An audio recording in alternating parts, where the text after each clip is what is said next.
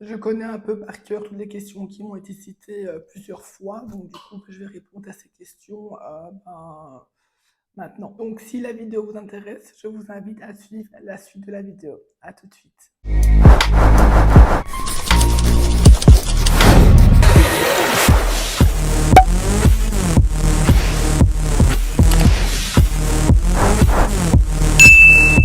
Donc voilà, il faut savoir que j'ai la voix assez enrouée. C'est normal, il faut le temps.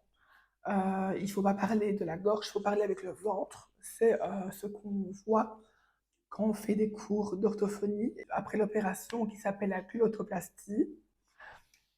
C'est obligé de faire des cours d'orthophonie pour réapprendre à parler. Je ne peux pas faire tous les sons, c'est normal aussi, car en fait, mes cordes vocales ont été en fait recousues, donc du coup, c'est normal de ne pas savoir faire tous les sons maintenant. La première question, c'est est-ce que c'est une opération qui est remboursée? Alors oui, c'est une opération qui est remboursée. L'opération coûte normalement entre 5 à 7 000 euros, mais en Belgique ou en France, avec la sécurité sociale, c'est remboursé par nos mutuelles, voilà, ou la LD en France. Est-ce que c'est une opération qui fait mal? Pas du tout. Alors, ça fait pas mal du tout. C'est une opération qui est juste dérangeante parce que tu ne veux pas parler pendant une semaine, malheureusement, voire même deux. Exactement, c'est 10 jours. Et après, une fois que tu vois le chirurgien, c'est lui qui déduit si tu dois encore continuer à ne pas parler ou pas, ou si tu dois prendre des cours d'orthophonie. Moi, personnellement, j'attends la réponse. Du coup, je suis en attente, là, car je perds ma voix tous les jours, presque, et c'est assez perturbant. Je sais bien qu'après cette vidéo, j'aurai ma voix cassée. Bref, je vais parler du ventre et pas de la gorge. Je dois parler du ventre et pas de la gorge. Du ventre. Je parle du ventre. C'est une vidéo qui est assez compliquée à tourner pour moi parce que j'ai la voix enrouée. Du coup, on dirait que je la voix fatiguée. Ma voix, elle change tous les jours. Quand je dis elle change, c'est le matin. Des fois, j'arrive pas à parler parce qu'en fait, je dois travailler ma voix. Et c'est vrai que si je travaille trop ma voix, ben, je perds ma voix. Du coup, ben, après, ben, je suis comme aujourd'hui, j'ai du mal à parler. Voilà. Après, je vous avoue que je regarde des tutos YouTube pour faire des cours chez moi. Mais bon, c'est assez compliqué parce que c'est pas une opération qui est courante.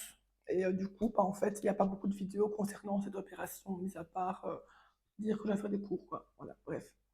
Le problème, c'est qu'avant, j'avais la tendance à parler trop fort et en fait, j'ai perdu de la puissance vocale. Du coup, il faut que j'apprends à parler plus bas, en fait. Voilà. C'est vrai que quand tu parles fort et puis après tu apprends à parler moins fort, c'est assez perturbant aussi.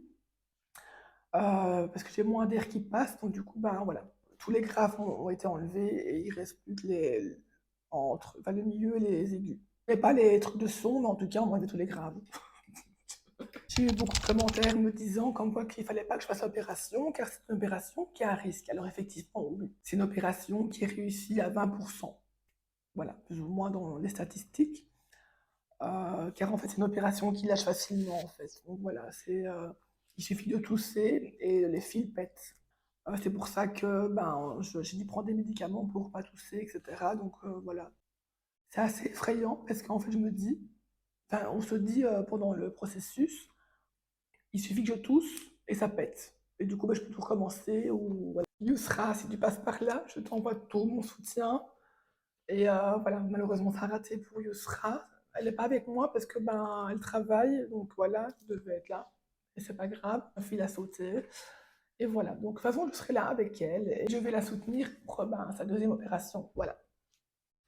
Si les fils pètent, ça peut pas être pire. Simplement, je récupère mon ancienne voix.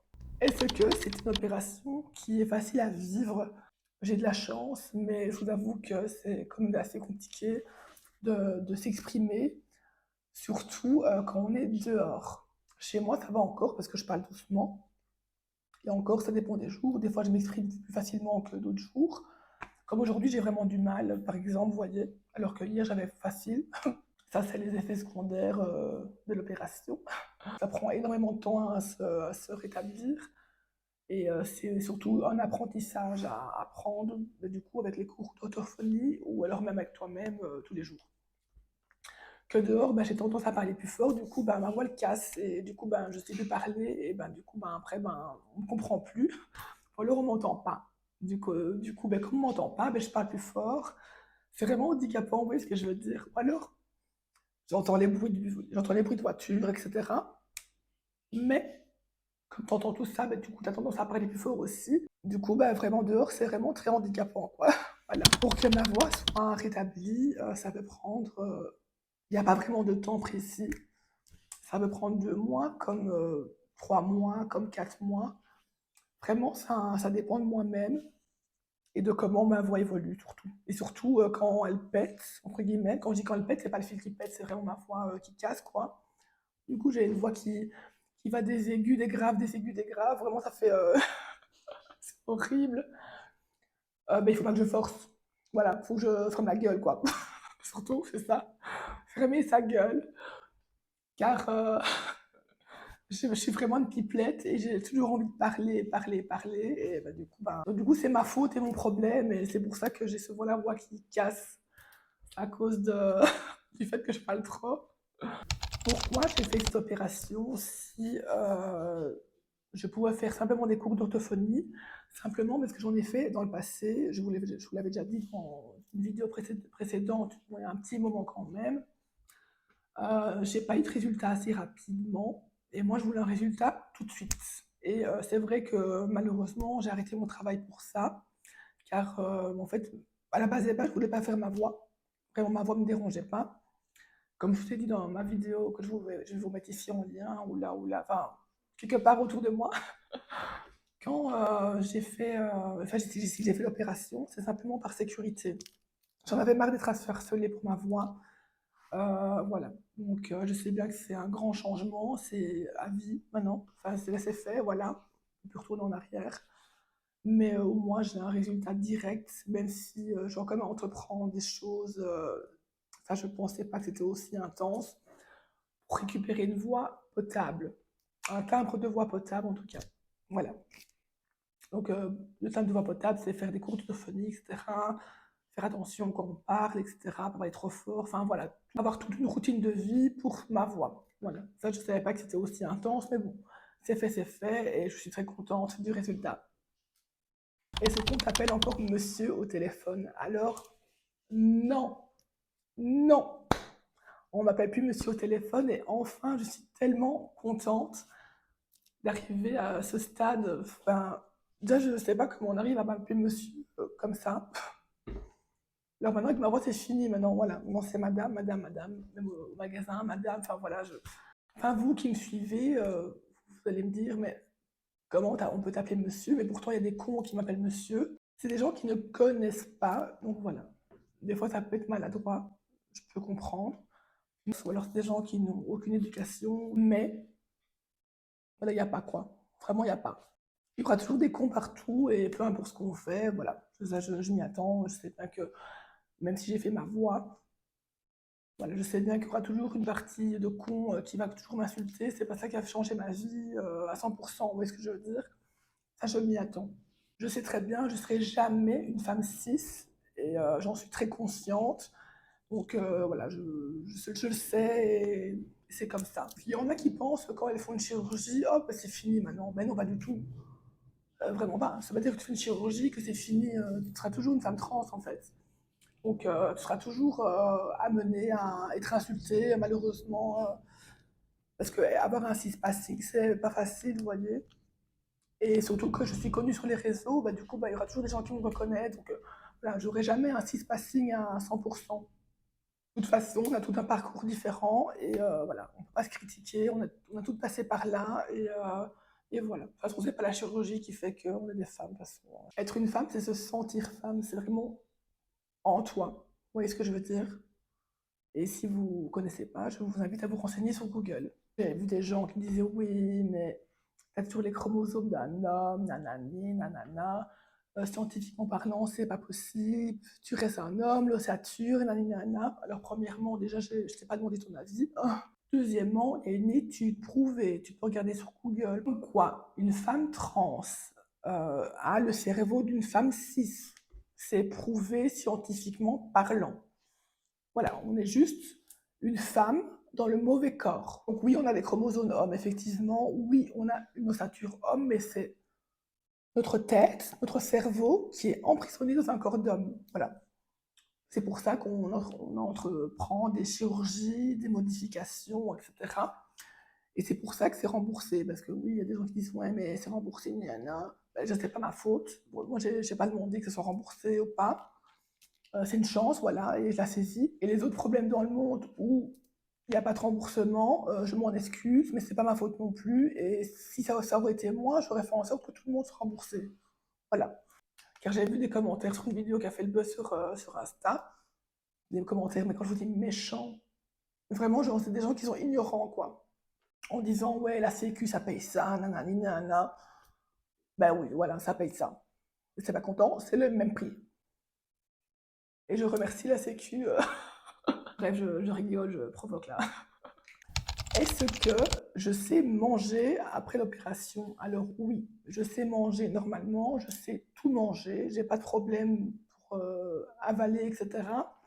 C'est pas le même tuyau. Donc il y a l'œsophage qui est ici, et il y a les voies respiratoires. Quand je respire, bah, c'est les voies respiratoires. Quand je mange, ça passe par du coup, ben, l'œsophage. Du coup, je peux manger n'importe quoi comme morceau. Le premier jour, c'est vrai que c'est assez compliqué, mais le deuxième jour, je pouvais manger ce que je voulais. J'arrête pas de boire des thés minceurs pour mon corps et avec du miel pour ma voix, car là, je sens que ça chauffe, vous voyez. Donc, je vais vite finir. J'ai vite fini. Oh, voilà, ça commence. J'ai- Merde. Un, deux. Un, deux. Voilà, comme ça. Je vais parler comme ça. C'est compliqué, hein. Du coup, je peux manger ce que. Du coup, je peux manger ce que je veux. Voilà. Ah, c'est chiant, j'en ai marre. Je vous jure, c'est handicapant. Dernière question. Si vous avez d'autres questions, n'hésitez pas à les mettre en commentaire. Qui est le chirurgien? Alors, franchement, vous êtes vraiment genre des. J'ai fait une vidéo en expliquant tout de A à Z. J'ai dit le chirurgien, j'ai montré le chirurgien. Il y avait le nom du chirurgien dans la vidéo. Il y avait le chirurgien dans la vidéo. Vous regardez pas mes vidéos en entier, c'est pas bien. Je m'amuse à faire une vidéo complète et vous osez me redemander en commentaire comment s'appelle le chirurgien alors qu'il a été noté en grand là. Je suis fâchée, hein. Je suis colère. Il s'appelle Dr Cooper. Je me suis fait opérer à Bruxelles, hôpital Erasme. Cette vidéo se termine maintenant. Donc voilà, si vous avez des commentaires, n'hésitez pas à la mettre dans commentaire du coup. Un pouce bleu, ça m'aiderait énormément pour... Oh, j'ai mon chat et voilà. Et là, Tika, tu dis bonjour aux abonnés? Oh, je suis pas petite fille. Un Tixi, et là. Donc un lapin et un chat. J'ai oublié de mentionner dans la vidéo, en plein montage, j'ai remarqué que j'avais oublié ce point important, parce qu'il y a beaucoup de gens qui fument, c'est déconseillé de fumer, voilà, la cigarette, et même les puffs. Personnellement, j'ai arrêté de fumer. Bon, je fume de temps en temps, car c'est assez compliqué d'arrêter à 100%, mais je fume généralement ce genre de puff. Je sais que c'est pas bien, mais je préfère fumer ça que le tabac. Et c'est déconseillé car ça nique les cordes vocales. Et aussi, il faut éviter de boire de l'alcool pendant au moins quelques mois, car ça nique les cordes vocales aussi. On peut perdre le timbre de voix. C'est dur de ne pas faire la fête et de se mettre des limites, car c'est notre santé avant tout. De toute façon, je vois le chirurgien demain, donc le 25, et il me dira s'il y a eu des complications ou pas. Donc voilà. Bref, mes animaux vous disent bonjour. Je vais arrêter cette vidéo. N'hésitez pas à mettre un pouce bleu, ça m'aiderait énormément, c'est un soutien pour moi. Et à vous abonner à ma chaîne YouTube. N'hésitez pas à regarder mes vidéos, j'explique toute ma transition de A à Z. J'ai une playlist transition et tout. Voilà. Du coup, ben, je vous fais des bisous et on se dit à la prochaine. Bisous.